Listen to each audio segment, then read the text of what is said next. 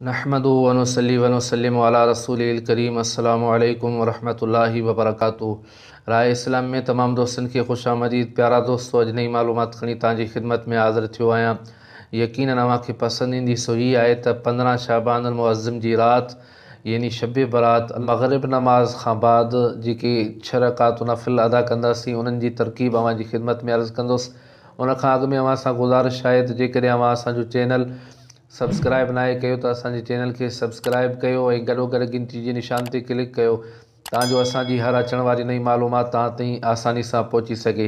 प्यारा दोस्तों, शब बरात मग़रिब नमाज़ खां बाद जेकी 6 रकात नफ़िल अदा कंदासीं, उहो उन्हनि जो तरीक़ो ही आहे त मग़रिब नमाज़ जॾहिं फ़र्ज़ ऐं सुन्नत खां असां फ़ारिग़ थी वञूं त 6 रकातूं नफ़िल अदा करणियूं आहिनि। उन्हनि 6 रकातनि खे ॿ रकात करे पढ़णो आहे। इहे मामूलात औलिया मां बि आहे। औलियान जो ही हमेशह मामूल रहियो जो इन्हनि 6 रकातूं हमेशह अदा कयूं नफ़िलनि जूं। त प्यारा दोस्तों, 6 रकातूं नफ़िल ॿ रकातूं करे अदा करणा आहिनि ऐं इन्हनि जी हर 2 रकात खां पहिरीं अल्लाह पाक जी दरबार में कुझु अर्ज़ु करिणो आहे। उहो बि अव्हांखे ॿुधायां थो। पहिरीं 2 रकात शुरू करण खां पहिरीं असां अल्लाह जी दरबार में अर्ज़ु कंदासीं, या अल्लाह हिननि 2 रकातनि जी बरकत सां मूंखे उमिरि दराज़ बिल ख़ैर अता फ़रमा।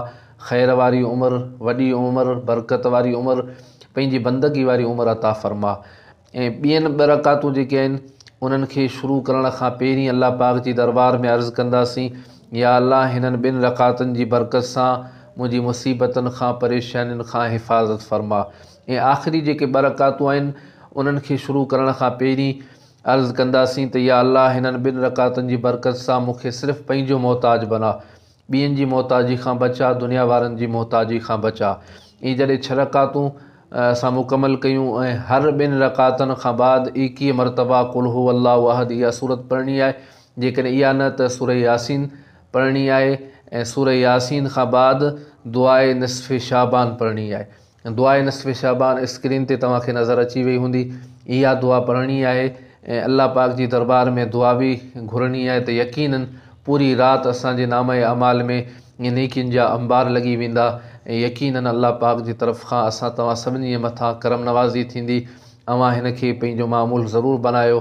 अल्लाह पाक असां तव्हां सभिनी जे मथां पंहिंजो ख़ासि फ़ज़लो करम फ़रमाए।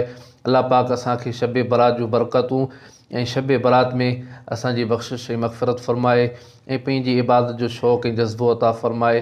अल्लाह पाक असां तव्हां सभिनी खे अमल जी तौफ़ीक़ अता फ़रमाए। ही हुई अॼु जी मालूमात। वरी नई मालूमात में तव्हांजी ख़िदमत में हाज़िर थींदुसि। तेसीं ताईं इजाज़त ॾींदा। अल्लाह हाफ़िज़।